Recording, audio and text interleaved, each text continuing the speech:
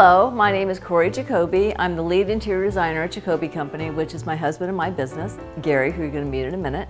This is a beautiful home in Encino, one of their guest rooms, just one of them, and they're facing the street. So we had issues we had to deal with, like the public and how they're not going to see in. So what our solution at Jacoby Company was these beautiful, incredible grass shades that are fantastic, but as you can see the silhouette out, people can see in at night. So that's not a good solution.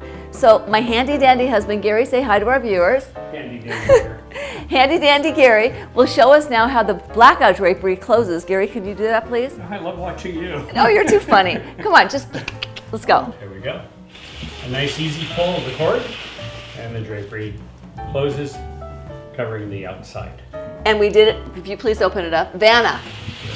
Mr. White. Mr. White. What I love about this, that it is on a traverse, that you don't have rods and rings that can get caught up. It's a simple glide system, which is fantastic.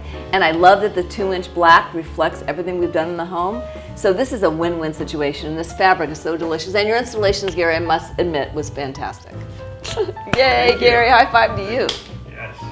Love it.